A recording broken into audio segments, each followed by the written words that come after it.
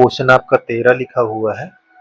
एक त्रिघात बहुपद ज्ञात कीजिए, यानी एक त्रिघात बहुपद ज्ञात करने के लिए बोल रहा है। ठीक है, ज्ञात कीजिए जिसके शून्यांकों का योग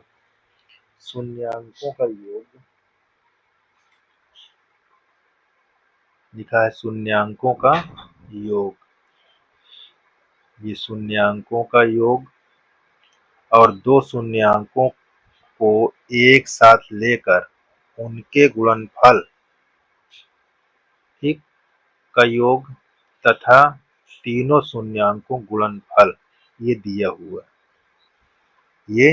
हुआ है। बहुत आसान है, ध्यान देना है। देखो कैसे इसको हल करते हैं। देखिए यहाँ शून्यांकों का योग लिख लेते हैं। शून्यांकों का योग क्या हमको दिया हुआ है, ये चीज को ध्यान देना। ये होता है alpha plus beta plus gamma. ये हमको कितना दिया हुआ है, 2। ये नंबर हमको ध्यान देना है। दूसरा नंबर पर देखो क्या लिखा है, दो शून्यांकों के एक साथ लेकर उनका गुणनफल। तो यहाँ लिखना है शून्यांकों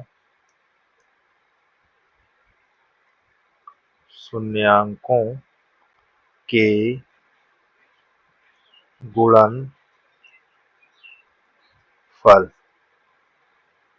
का योग।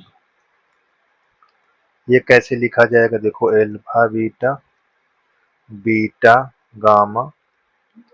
यहाँ दो शून्यांक भी लिख सकते हो, ठीक, दो शून्यांक गुणनफल और अल्फा गामा। ठीक, अब इसका हमको क्या दिया हुआ है, देखिए -7, ये आप लिख लीजिए। तीसरा नंबर क्या दिया हुआ है, तीनों शून्यांकों का यहाँ पास लिख लीजिए। तीनों शून्यांकों का गुणनफल क्या लिखा है, अल्फा बीटा गामा बराबर क्या दिया हुआ है, -14। ये देखो हमने ऐसे लिख लिया। ठीक, अब हमारे पास सूत्र क्या होता है, ये बहुपद का त्रिघात की। तो त्रिघात का सूत्र होता है, देखिए यहाँ मैं दिखा देता हूँ। यहाँ त्रिघात बहुपद,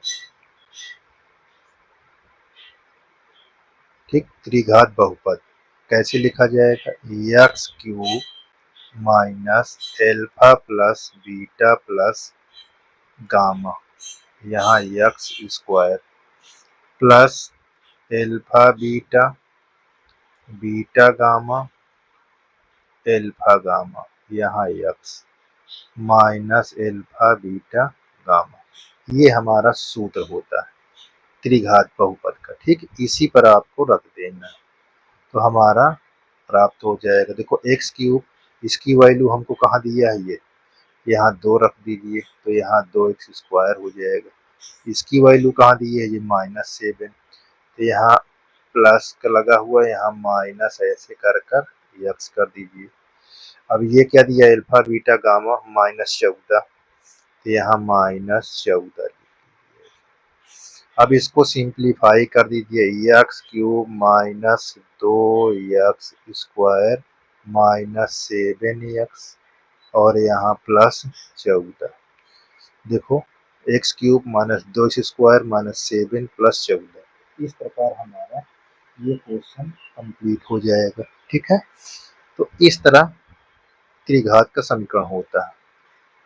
ठीक है ना, आपको किसी प्रकार की दिक्कत होती है तो कमेंट करिए, ये पुनः क्वेश्चन लिख कर बताइए, आपको बता दिया जाएगा। ठीक है, धन्यवाद।